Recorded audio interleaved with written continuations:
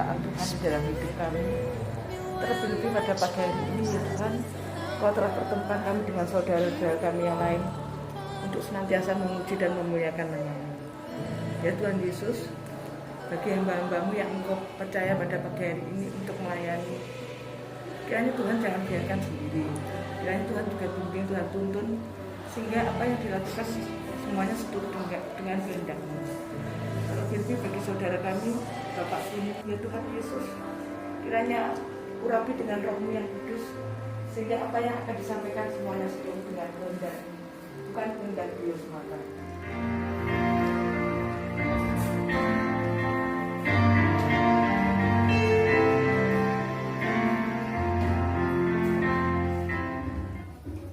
Ibadat saat ini kami lakukan dalam nama Allah Bapa yang telah menciptakan langit dan bumi, yang tidak pernah meninggalkan pekerjaan tangannya dan kekal kasih setianya. Anugerah dan damai sejahtera Allah Bapa, Yesus Kristus senantiasa menyertai kita. Amin.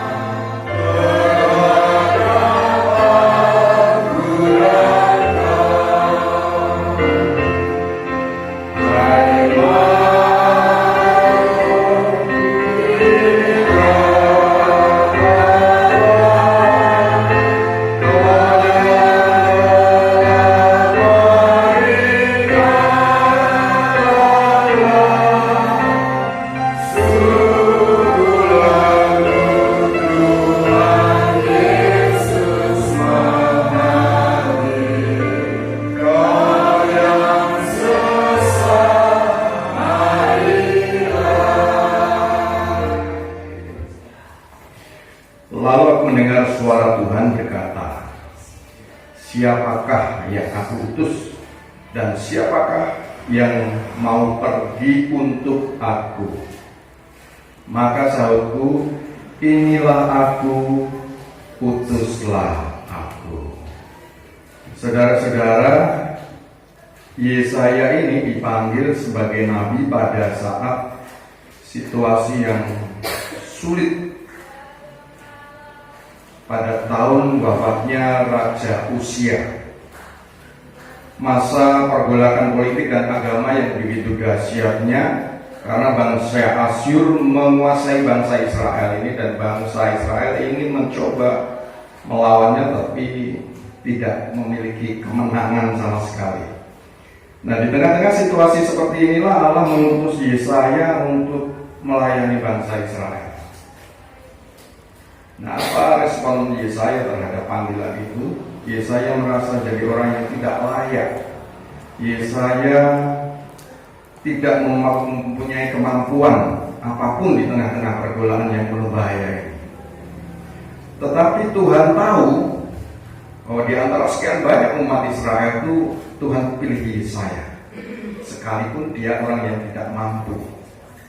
Tuhan bangkitkan Yesaya, Tuhan kuduskan Yesaya, Tuhan genapi lengkapi Yesaya, sampai akhirnya Yesaya memiliki kemampuan untuk mengatakan, "Inilah aku, utuslah aku."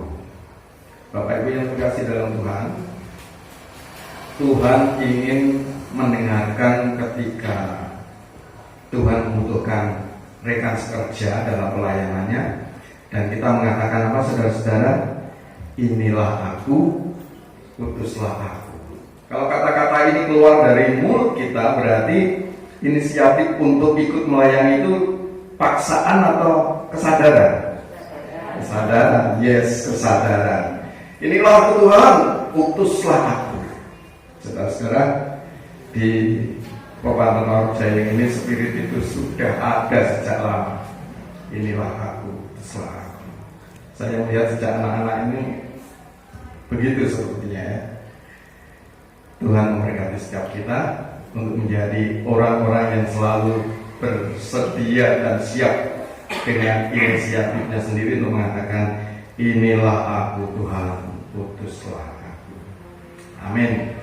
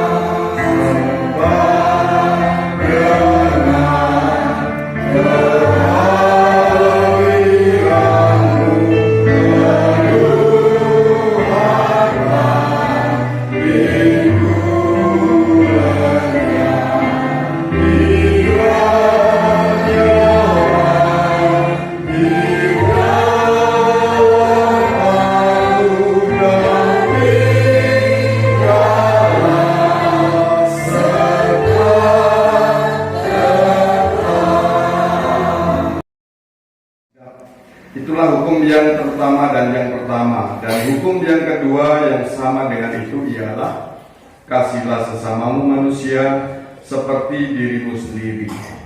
Pada kedua hukum inilah tergantung seluruh hukum Taurat dan kitab para nabi. Saudara-saudara, Alkitab mencatat dan kita hafal sejak kanak-kanak bahwa kasih itu sabar, kasih itu murah hati. Ia tidak cemburu, ia tidak memegahkan diri dan tidak sombong. Ia tidak melakukan yang tidak sopan dan tidak mencari keuntungan diri sendiri. Ia tidak pemarah dan tidak menyimpan kesalahan orang lain. 1 Korintus 13 ayat 4 sampai dengan yang kelima. Mari saudara-saudara, tentu banyak hal yang kita hanya bisa menghafal saja. Tetapi ketika Tuhan menuntut itu ada dalam hidup kekristenan kita, banyak sekali hal yang tidak bisa kerjakan hari ini. Untuk itu tiba saatnya mari kita masuk di dalam doa. Biarlah Tuhan mengampuni segala doa kita. Sepertinya hukum kasih ini sudah melekat di otak kami, di pikiran kami, dan kami bisa menghafalkan seperti ibarat lagu-lagu yang kami senangi di dunia ini. Tetapi ketika Engkau menuntut itu semua dari perbuatan hidup kami, Tuhan, kami malu di hadapan-Mu. Kami bukan orang-orang yang penuh kasih. Kami sering berhitung-hitung matematika dengan Tuhan. Kalau kami memberi, kami dapat apa? Kalau kami mengasihi sesama kami dapat balasan apa? Tuhan itu tentu tidak berkenan di hadapan-Mu. Untuk itu pagi hari ini kami datang kepada-Mu. Kami menyesali, malu di hadapan Tuhan atas dosa kesalahan yang kami lakukan. Kami sering hanya melihat orang, bahkan kami sering bersorak, syukur mendapatkan cobaan itu. Tuhan, ampunilah, jadikan kami anak-anak yang penuh kasih. Tidak hanya menghafal hukum kasih ini, tapi kami hidup, dan gaya hidup kami adalah kasih yang Tuhan ajarkan. Terima kasih Bapa, ampuni segala dosa kesalahan kami terhadap keluarga, terhadap sanak saudara, terhadap teman-teman.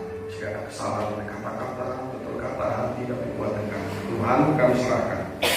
Ampuni dosa kesalahan kami. Biarlah darah-Mu yang curah di Golgota pagi hari ini menghapus kami semua dalam dosa kami, dan Kau kuduskan, Kau sucikan kami. Di dalam nama Tuhan Yesus Kristus, Sang Penghapus dosa penyelamat dunia, kami naikkan doa. Amin. Selamat pagi Bapak. Terima kasih Bapak atas segala penyertaan kuat kuasa-Mu yang kudus yang telah membawa kami ke dalam rumah yang kudus ini Bapak, untuk membangun peribadatan. Bapak, kiranya dalam peribadatan pada pagi hari ini, jika ada roh kudus, roh kegelapan yang ingin mengganggu hadirat-Mu untuk berfirman pada pagi hari ini, tahiskanlah Bapak dengan roh yang kudus, sehingga apa yang akan Kau sampaikan firman pada pagi hari ini boleh kami lakukan dalam kehidupan kami sehari-hari, dan kami resapi untuk menjadi tonggak kehidupan kami Bapa. Pada pagi ini yang akan membawa firman Pak Sunu, berikan Roh-Nya Kudus, sehingga apa yang disampaikan beliau tidak semata-mata karena keinginan beliau, tapi hanyalah karena seturut kehendak-Mu Bapa. Terima kasih Bapa. Inilah doa yang kami panjatkan dalam nama Tuhan kami Yesus Kristus. Kami telah berdoa. Haleluya. Amin. Bacaan Injil Lukas ayat 5 1-11. Beginilah sabda firman Tuhan. Di bawah perikop penjala ikan menjadi penjala manusia. Pada suatu kali Yesus berdiri di pantai danau Genesaret. Sedang orang banyak mengerumuni dia hendak mendengarkan firman Allah. Ia melihat dua perahu di tepi pantai. Nelayan-nelayannya telah turun dan sedang membasuh jalannya. Ia naik ke dalam salah satu perahu itu, yaitu perahu Simon, dan menyuruh dia supaya menolakkan perahunya sedikit jauh dari pantai. Lalu ia duduk dan mengajar orang banyak dari atas perahu.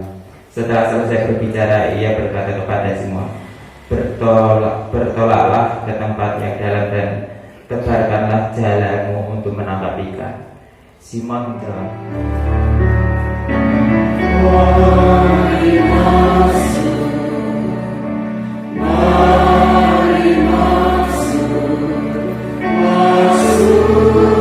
harimu, ya Yesus,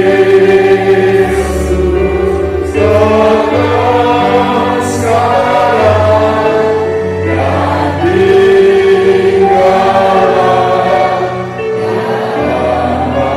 hatiku, ya Yesus, datang sekarang dan tinggallah dalam hatiku, ya Yesus. Undang dia, datang sekarang dan tinggallah dalam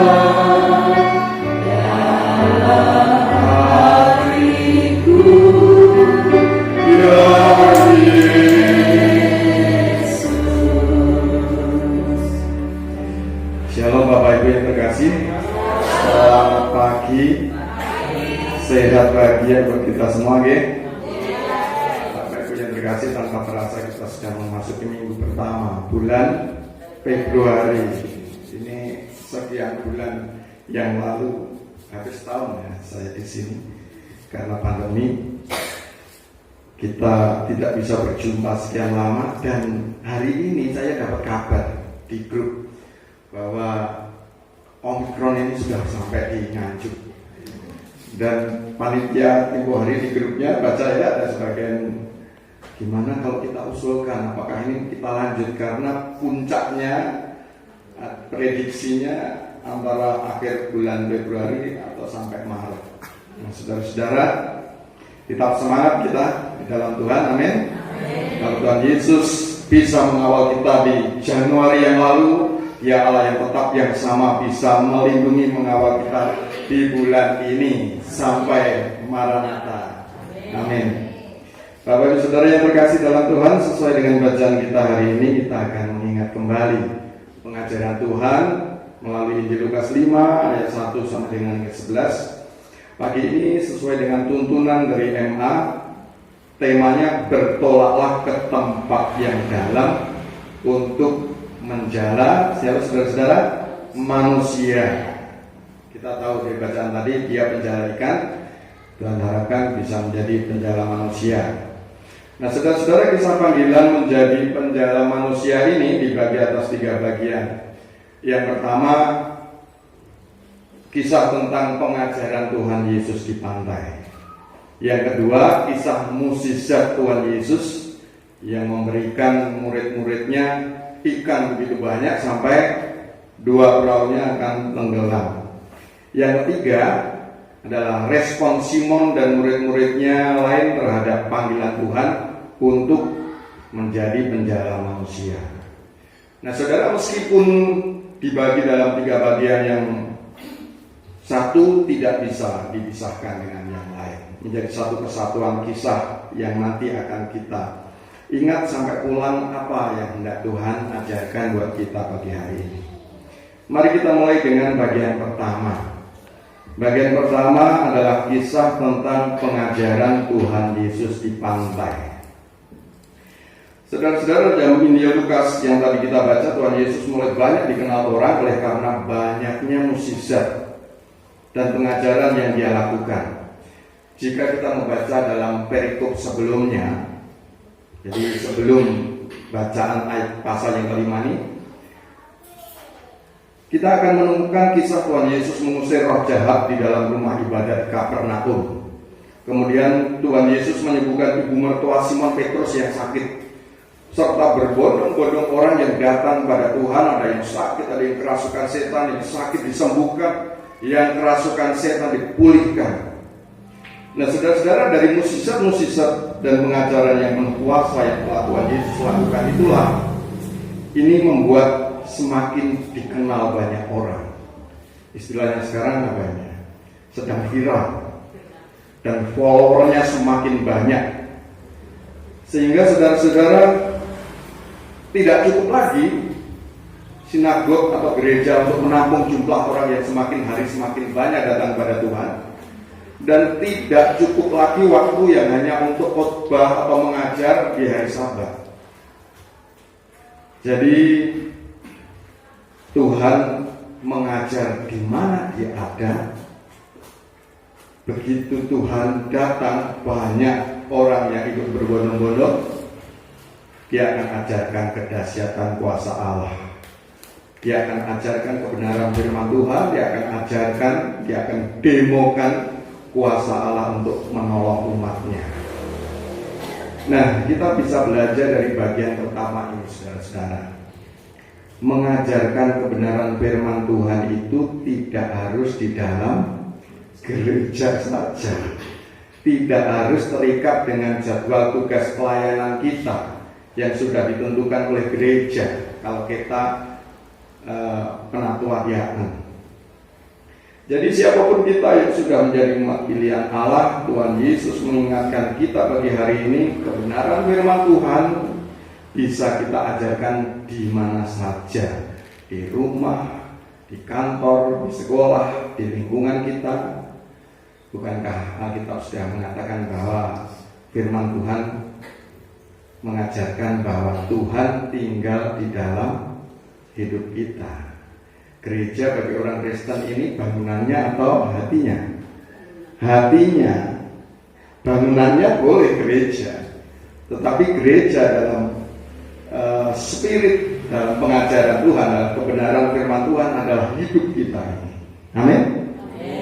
Saudara-saudara, Tuhan ada di dalam hidup kita. Jadi setiap perkataan yang keluar dari mulut kita hendaklah itu mengajarkan kebenaran firman Tuhan, menjadi teladan bagi setiap orang melihat hidup kita yang penuh diwarnai dengan firman Tuhan. Pernah dengar lagu Di Hati Inilah Rumahmu? Di hati inilah rumahmu, di hati inilah baitmu, dimanapun ku kan berada, senantiasa kau ada. Di hati inilah rumahmu, di hati inilah baitmu, di mana ku kan berada, senantiasa kau ada.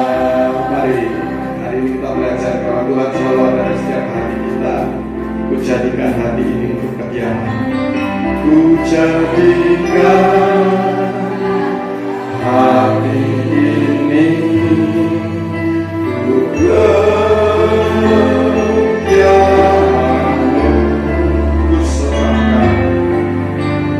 Ku serahkan hidup ini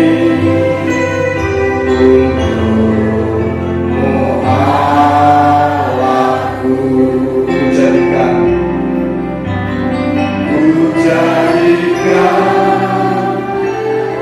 hati ini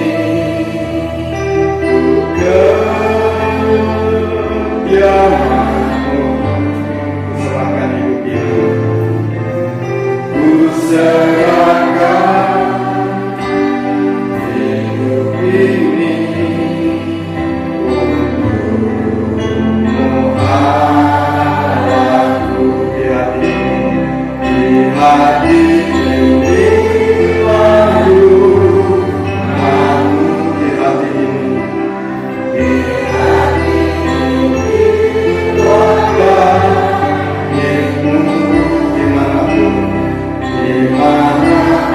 ku kan berada, senantiasa Rohku ada. Jangan saja di hati ini, di hati ini lalu aku, di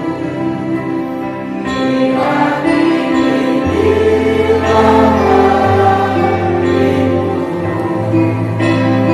dimanapun ku kan berada, senantiasa Rohku ada. Saudara-saudara, kita mengatakan itu. Jadi setiap kita punya hati yang Allah ada di setiap kehidupan kita. Di mana kita berada, Tuhan ada di situ. Di rumah, di kantor, dimanapun kita. Dan kita punya power untuk mengajarkan kebenaran Tuhan kepada siapapun. Tidak usah menunggu hari Minggu untuk mengajar di gereja. Jadi anak ketemu diajarkan. Nah, saudara-saudara, itulah spirit Tuhan ajarkan kepada kita, bahwa dimanapun kau berada, bawalah Injil kebenaran Tuhan itu untuk mewarnai kehidupan orang lain. Amin. Bagian yang kedua, saudara-saudara,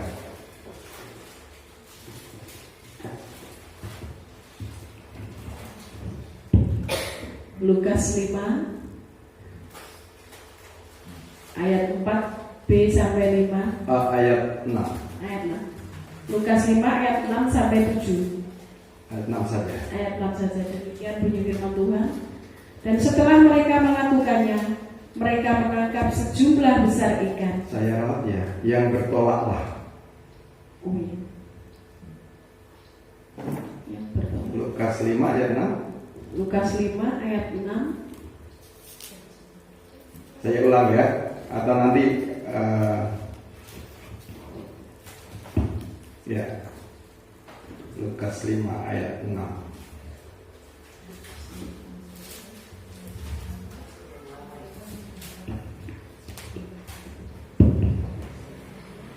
Lukas 5 ayat 6 yang demikian bunyi firman Tuhan. Dan setelah mereka melakukannya, mereka menangkap sejumlah besar ikan, sehingga jala mereka mulai koyak. Amin. Ya, saudara-saudara, ini berbicara tentang apa, saudara-saudara? Mukjizat penangkapan ikan. Tuhan datang membawa jawaban atas pengharapan dan kesulitan setiap umatnya. Bertolaklah ke tempat yang dalam dan tebarkanlah jalamu untuk menangkap ikan. Simon menjawab, Guru, telah sepanjang malam kami kerja keras dan kami tidak menangkap apa-apa. Tetapi karena perkataanmu itu aku akan menebarkan jala juga. Ini ayat yang berapa? Saya bisa dibacakan ulang. Lukas 5 ayat 4b sampai 5 yang demikian bunyi firman Tuhan. Bertolaklah ke tempat yang dalam dan tebarkanlah jalamu untuk menangkap ikan. Simon menjawab, Guru, telah sepanjang malam kami bekerja keras dan kami tidak menangkap apa-apa. Tetapi karena perkataanmu itu, aku akan menebarkan jala juga. Amin. Saudara-saudara, mari kita cermati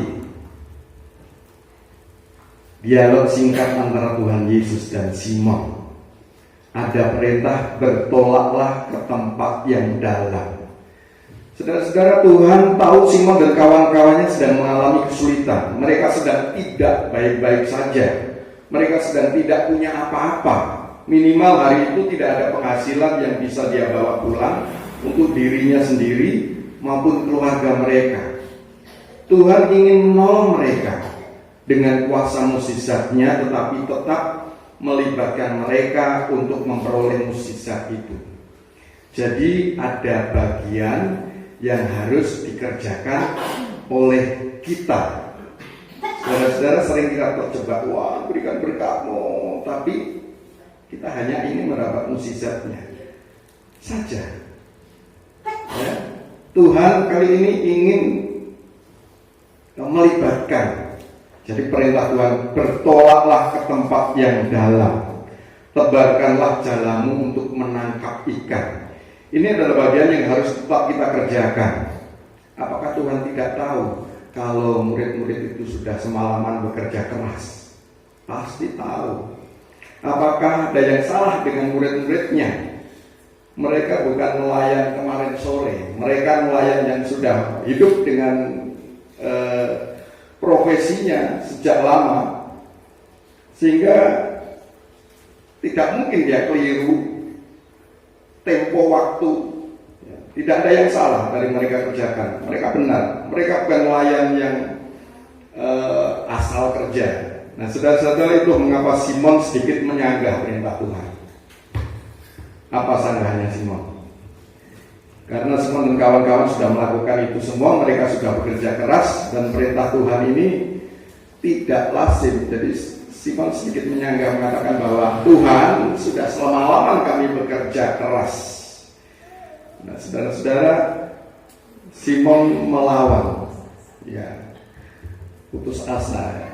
Sudah semalaman saya bekerja keras, tetapi Tuhan mengatakan bertolaklah ke tengah. Saudara-saudara, ini perintah yang gak lazim. Nelayan itu melautnya, berangkatnya sore malam ke sana. Kenapa dia kalau pagi harus pulang? Karena alam itu angin dari laut ke darat, dari perahu mereka didorong oleh angin ke darat. Nah, saudara bayangkan, dia semalaman sudah lelah, nggak dapat apa-apa. Dia perintahkan untuk ke tengah lagi dengan melawan angin. Sudah capek banget, tahu bahwa semalaman itu loh, ikan itu kan aktifnya kalau malam. Jadi melawan alam, melawan kodrat alami ikan.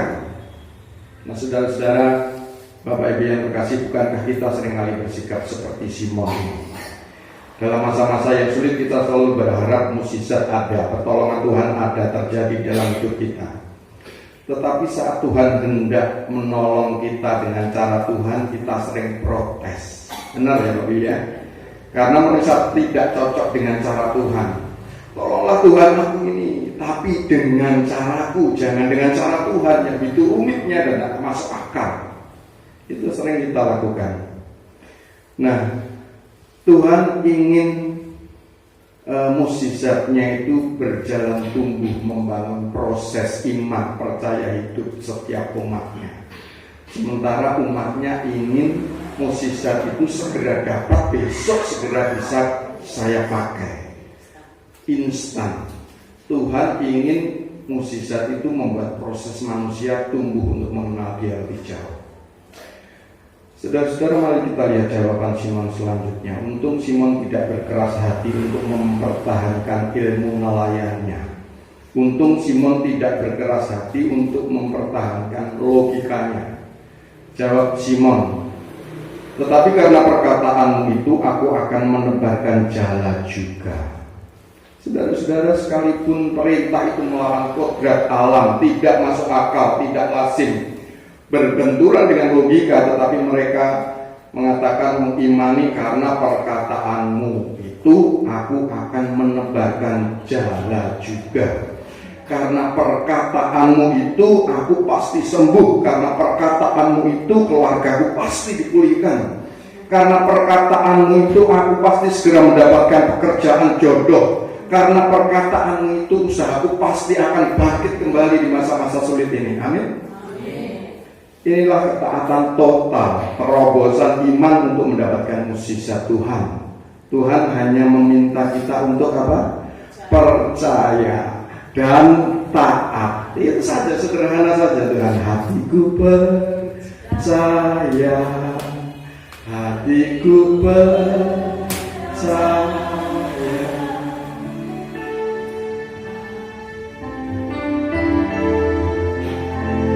Saya, hatiku ingat ujian ini ya. Saya, hatiku percaya, selalu ku percaya. Sekali lagi ungkapkan, hatiku percaya,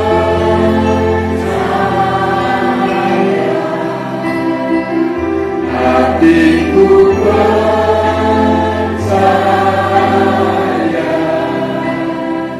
hatiku percaya,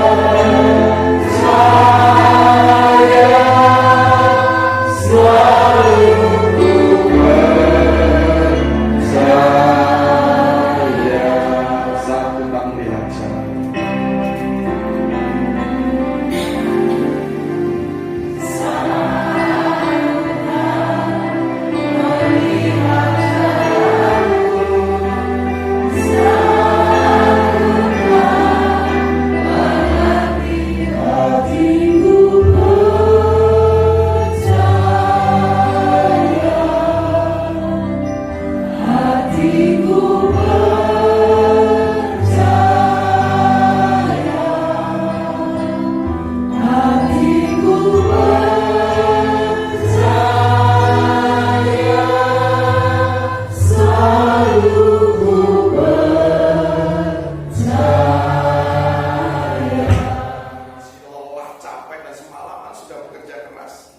Kemudian juga anginnya dibalik ke sini, dia harus melawan angin. Dan dia tahu persis bahwa malam itu nggak dapat ikan, pagi itu pasti sama sekali nggak akan dapat. Tapi saudara-saudara, apa yang terjadi? Lukas 5 ayat 6-7. Dan setelah mereka melakukan, melakukannya, mereka menangkap sejumlah besar ikan, sehingga jala mereka mulai goyah. Lalu mereka memberi isyarat kepada teman-temannya di perahu yang lain, supaya mereka datang membantunya. Dan mereka itu datang. Lalu mereka bersama-sama mengisi kedua perahu itu dengan ikan hingga hampir tenggelam. Amin. Hingga hampir tenggelam.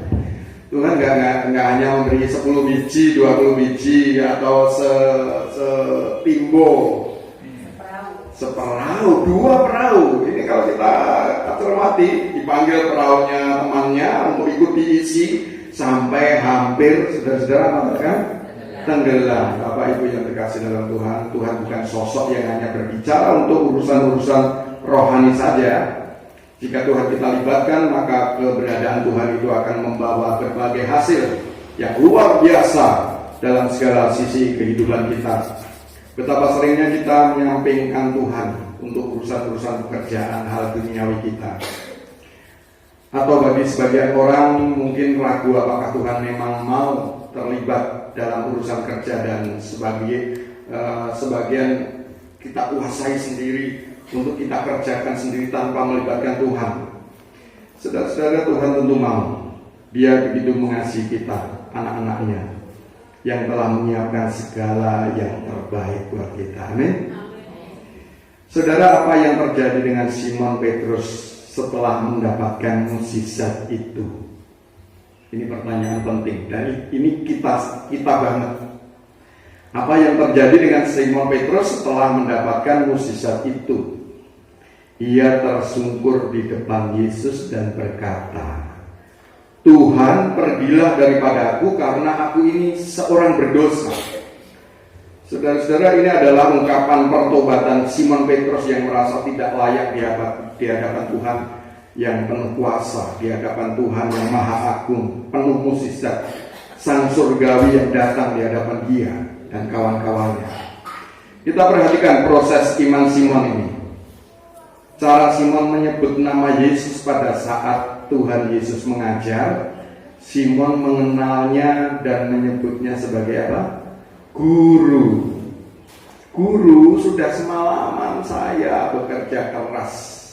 Nah, kali ini setelah mukjizat itu terjadi, iman bertumbuh. Pengenalan Simon akan Yesus ini tidak sekedar guru. Pikir Simon gitu. Mukjizatnya yang luar biasa atas alam semesta. Sebutan itu berubah menjadi apa, saudara-saudara? Tuhan, pergilah daripadaku. Saudara, awal tadi dia katakan, guru, sudah semalaman aku mencari ikan. Tapi ketika mukjizat kedahsyatan kuasa sudah di hadapannya, di tangannya, dia melihatnya.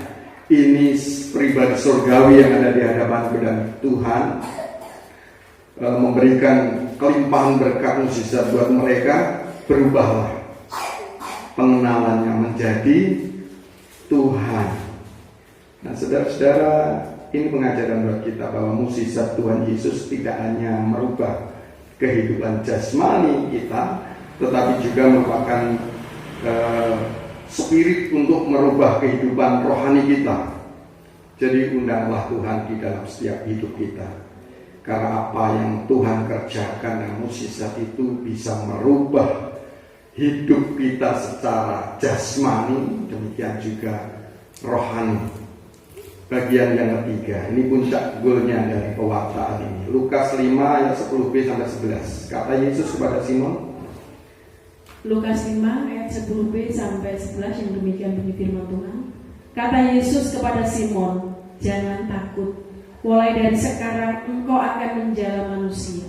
Dan sesudah mereka menghela perahu-perahunya ke darat, mereka pun meninggalkan segala sesuatu lalu mengikut Yesus. Amin.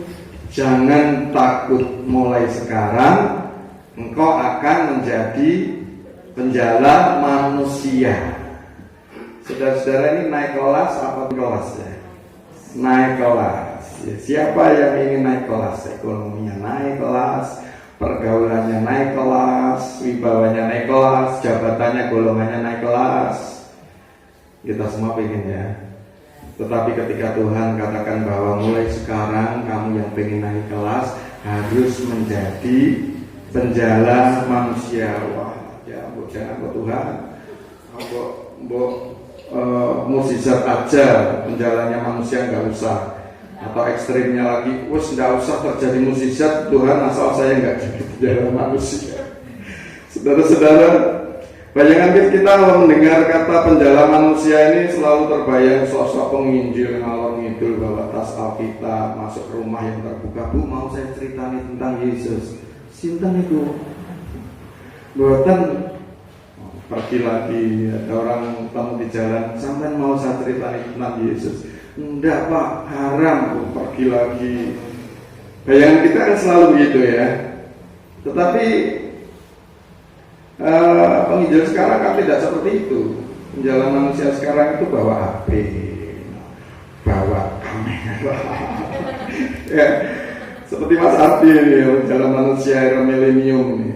Saya boleh bersaksi sedikit ya, Mas Ardi ini bukan menaikkan Mas Ardi, karena saya ingin memberikan contoh real bahwa di Warujayeng ini ada penjala manusia yang nggak disadari oleh penjalanya sendiri. Dan setiap hari itu dapat kiriman renungan sakan lagune, bayangno. Termasuk lagu yang dinyanyikan ini belum tentu Mas Abdi hafal, tapi aku ambil dari situ. Ayo kita ajarkan kepada teman-teman di Warujayeng. Barangkali dia lupa dengan lagunya sendiri yang pernah dikirim melalui WA group, nggak peduli diwocok kancane, dibalasi di komen, nggak peduli, wis tetap kirim setiap hari sakan lagune. Siapa yang suka ada judul terus ngedel, oh eman-eman banget itu. Karena salah satunya lagu-lagunya bagus-bagus, kemudian firman Tuhannya juga. Nah, ini salah satu cara kita bisa melakukan hal yang sama. Jadi penginjil sekarang itu bayangannya jangan yang bawa buku gitu ya, terus dodok-dodok gitu ya. Tadi saya ceritakan itu. Kalau itu saya sendiri juga takut ya, nanti diusir atau dicaplok apa yang ngone-ngone gitu ya. Nah, saudara-saudara, tentu sebelum Mas Hardi menjadi penjala manusia, ada penjala manusia duluan di sini, bener nggak? Ada Pak Katon, ada Pak Adi, siapapun juga penatua diaken yang akhirnya mengenalkan Mas Adi kepada Mas Kristus, benar ya? Ada keluarganya, ada Pak Pendeta, itu semua penjala. Warga jemaat ini juga penjala manusia. Nah, saudara-saudara yang terkasih dalam Tuhan, barang siapa ingin mengalami mukjizat Tuhan, dia juga harus berani mengambil langkah iman untuk menjadi penjala manusia. Mari kita lihat teladan Simon Petrus dan kawan-kawan. Perubahan iman yang luar biasa di ayat 11. Dan sesudah mereka menghela perahu-perahunya ke darat, mereka pun meninggalkan segala sesuatu lalu mengikut Yesus. Saudara, seringkali saya malu kalau baca ini. Ini kitab banget ini. Mereka meninggalkan sesuatu lalu mengikut Yesus. Mereka baru saja mendapatkan modal besar, mereka baru saja mendapatkan rezeki nomplok begitu banyaknya sampai perahunya mau tenggelam. Tetapi mereka meninggalkan semua itu untuk mengikut Yesus. Banyak dari kita setelah menerima mukjizat Tuhan, sibuk, sukacita, euforia, meluap-luap untuk menikmati mukjizat itu, benar? Dan tidak mau lagi mendengar ajakan Tuhan. Ajakan dan panggilan Tuhan akan mengganggu kesibukan kita saat menikmati mukjizatnya. Ini sunu banget. Iya, saya ini pekerjaannya pedagang. Tidak pernah sekalipun sehari nggak pegang uang. Jadi bisa banyak alasan yang saya pakai untuk mengatakan nanti dulu tuh aku cek ketemuan dengan ini itu. Ini masih hari high season kalau tanggal muda ini. Kalau Sabtu Minggu high season ini jangan ngajak saya kebaktian. Diajak ke mall aja gak gelem. Saudara-saudara, ini kita kan. Tapi lihatlah, Simon dan murid-muridnya setelah mendapat besar modal luar biasa sampai kepalanya mau tenggelam, dia meninggalkan semua itu. Spiritnya luar biasa. Belum pernah ada. Saya sibuk sekali kalau duitnya banyak bingung ya. Iya, jangan dolan. Oh, tiket apa terapel ayo boleh itu apa. Layanannya besok aja, panggilannya bisa sih Pak Pendeta ya. Bisa dengan Pak Rudi dulu, dengan Pak Rudi dulu, dengan Pak Katon dulu. Ya, kita banget saudara-saudara. Tapi kita boleh malu hari ini bahwa modal yang besar yang sudah di tangannya, sudah dinikmati itu dia tinggalkan. Dia mengikut Tuhan. Amin. Spirit itu yang Tuhan ingin kepada kita. Saudara-saudara, menjadi penjala manusia artinya menarik manusia kepada Kristus adalah tugas yang sangat penting yang harus dilakukan oleh setiap orang yang mengaku pengikutnya. Saudara, di dunia ini masih banyak orang yang belum diselamatkan. Dia membutuhkan pewartaan dari kita untuk mengenal juru selamat, agar tidak hanya kita saja yang selamat, tetapi banyak orang diselamatkan. Nah, saudara-saudara, dalam situasi pluralitas agama saat ini, panggilan menjala manusia ini banyak menghadapi persoalan. Sehingga ketika kita masuk dalam perintah ini, sekalipun itu kelasnya penatua yang sudah bertahun-tahun, banyak yang menghindar. Di satu sisi ini bagian panggilan supaya kita menjadi pengikutnya juga merupakan konsekuensi kewajiban yang harus dilaksanakan. Karena perintah Tuhan itu kita nggak boleh pilih-pilih yang enak. Ini Tuhan yang enak di sini aja, yang nggak enak ini nanti dulu. Kalau yang muda-muda juga gitu, nanti yang tua aja Tuhan sudah tahu nih caranya, jadi nggak pernah dilaksanakan. Nah, saudara-saudara, dengan kata lain persoalan itu terletak pada bagaimana cara melaksanakan panggilan menjadi penjala manusia berhadapan dengan umat lain agar pesan dan perintah Tuhan Yesus dapat terlaksana di dunia ini.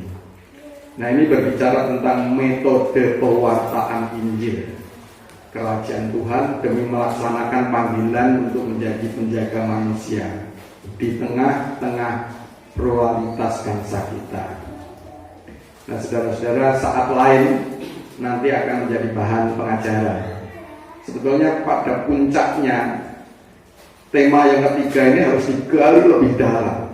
Tetapi dalam khotbah minggu ini karena perbatasan waktu, biarlah nanti ada waktu tersendiri untuk menjelaskan kepada jemaat bagaimana pengajaran Tuhan untuk menjadi penjala manusia ini bisa dilakukan oleh setiap warga, khususnya membahas bagaimana menjadi penjala manusia di tengah-tengah pluralitas bangsa. Salah satunya contoh tadi, tidak harus bawa buku ngalor itu kitab, tapi ada banyak sekarang terobosan-terobosan. Saudara-saudara, memberitakan Injil bukan hanya berarti menjadi penginjil dan pendeta majelis gereja, tetapi juga bisa berarti menjadi orang-orang yang mau mengamalkan firman Tuhan di dalam hidup kita, sehingga orang lain bisa mengenal Tuhan yang hidup di dalam hati kita. Memberitakan firman tidak hanya melalui mimbar, tetapi di zaman ini bisa melalui berbagai media. Pendekatan secara orang bisa tidak terasa bahwa sebetulnya kita sedang memperkenalkan Injil benar Tuhan kepada mereka, biar banyak orang bisa diselamatkan.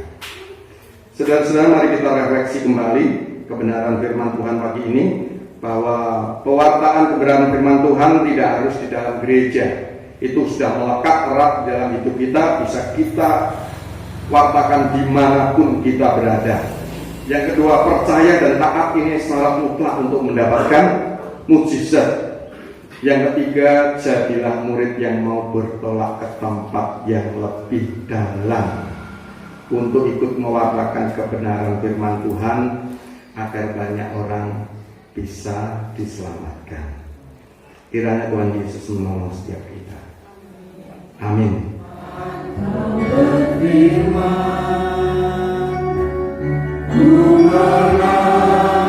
Saat kau berpindah, hidupku hanya ditentukan oleh hanya ditentukan oleh perkataanmu.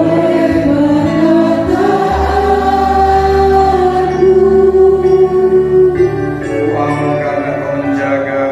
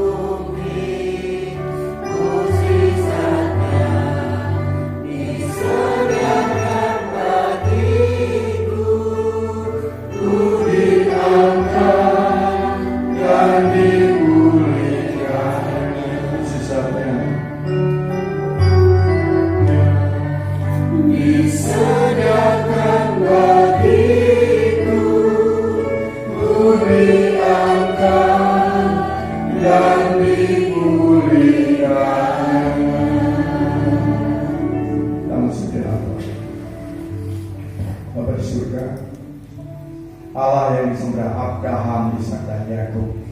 Allah itu juga yang bisa kami cukup percaya dan taat saja. Tuhan, begitu sederhananya tugas kami, percaya dan taat. Tidak banyak yang kami keluarkan, tidak sulit. Tetapi sekalipun demikian Tuhan, banyak kami hanya percaya pada berkat-Mu. Banyak kami percaya ketika spektakuler, banyak berkat yang kami lihat, banyak mukjizat yang kami lihat. Kami hanya percaya sebatas itu. Tuhan, ampunilah kami ini orang yang kurang percaya. Pagi hari ini Tuhan, Kau telah menampakkan buat kami semua bahwa Kau adalah Allah yang bisa juga melihat setiap kami. Tanpa kami mengungkapkan, Engkau melihat setiap kesulitan kami. Engkau bisa melihat kami tidak baik-baik saja, sehingga Engkau mendatangkan berkat yang luar biasa buat kami, sehingga perahu kami hampir tenggelam oleh harta kekayaan, oleh berkat kelimpahan itu. Tuhan Yesus, terima kasih bahwa Engkau kuatkan kami hati kembali, bahwa kami berharap pada Allah yang benar, Allah yang menguasai atas alam, Allah yang berkuasa atas semesta, yang sanggup merubah apa yang menjadi kami susah menjadi sukacita yang luar biasa. Terima kasih buat pengajaran pagi hari ini Tuhan. Biar kami menjadi anak-anak yang bisa taat. Biar kami bisa anak-anak yang mau mendengar, tidak hanya di gereja saja. Biarkah di manapun kami bisa mendengar suara Tuhan.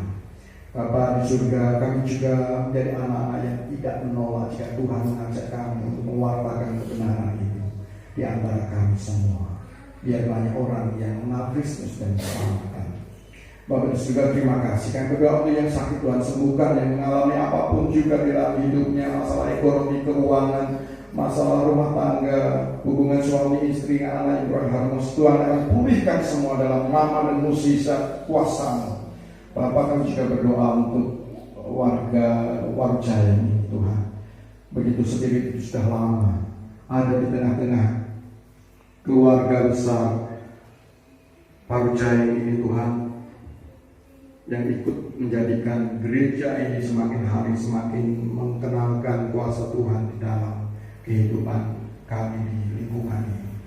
Terima kasih, kami serahkan ke tangan kuasa-Mu. Kami juga serahkan yang saat ini tidak bisa hadir di tengah-tengah kami Tuhan. Bahkan tolong mereka dan segala kesibukannya Tuhan selalu ada di dalamnya. Kami berdoa untuk bangsa dan negara ini Tuhan. Engkau selalu ada di tengah-tengah bangsa ini, sekalipun gejolak yang akan membawa bangsa ini perpecahan. Tuhan Allah yang tidak pernah menerima bangsa ini pecah. Tuhan selalu hadirkan orang-orang yang selalu mempersatukan bangsa ini. Melalui kuasa-Mu Tuhan, kami serahkan. Biar oleh pemimpin mulai dari Jakarta sampai di Warjaya ini, mereka memiliki hati yang terus melihat kepada kami. Bapa kami yang di surga, dikuduskanlah nama-Mu, datanglah kerajaan-Mu, jadilah kehendak-Mu di bumi seperti dalam surga. Berikanlah kami pada hari ini makanan kami yang secukupnya, dan ampunilah kami akan kesalahan kami seperti kami juga mengampuni orang yang bersalah kepada kami. Dan janganlah membawa kami ke dalam pencobaan, tapi lepaskanlah kami daripada yang jahat, oleh kerajaan dan kuasa dan kemuliaan sampai selama-lamanya. Amin. Ayat 9 sampai 10 yang demikian. Muliakanlah Tuhan dengan harta-Mu dan dengan hasil pertama dari segala penghasilan-Mu, maka lumbung-lumbung-Mu akan diisi penuh sampai melimpah-limpah, dan bejana pemerahan-Mu akan meluap dengan air buah tanggulnya. Amin. Mari. Bila kau pantas selama hidupmu, bila putus asa dan lebih lesu, berkat Tuhan satu-satu hitunglah, kau niscaya kagum oleh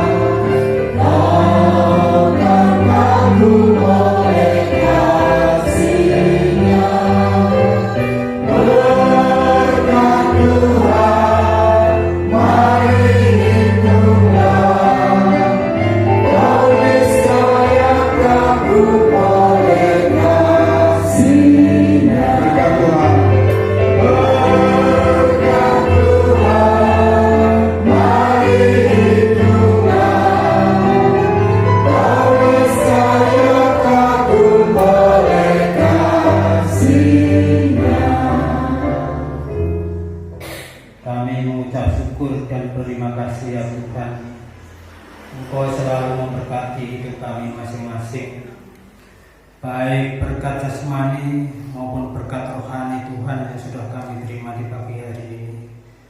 Ya Tuhan, kami mengambil sebagian dari berkat-Mu, kami kumpulkan bersama Tuhan. Berkati, sucikan dan kuduskan ya Tuhan persembahan ini, sehingga persembahan ini ya Tuhan berguna untuk pelebaran kerajaan-Mu, khususnya di tempat ini. Ya Tuhan, kami juga berdoa untuk saudara kami yang mengelola persembahan ini. Tuhan juga berkati, beri roh kebijaksanaan Tuhan, sehingga apa yang dilakukan semua seturut dengan kehendak-Mu. Terima kasih Tuhan, inilah doa kami, hanya kami panjatkan di dalam satu nama, Tuhan kami Yesus Kristus. Haleluya, amin.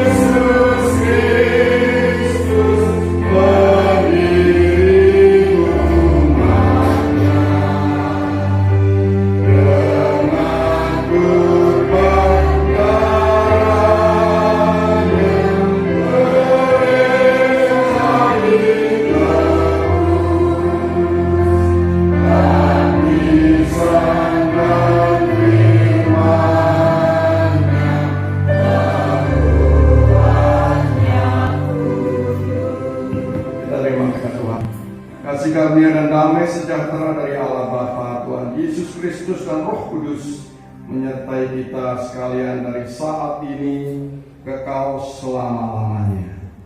Amin.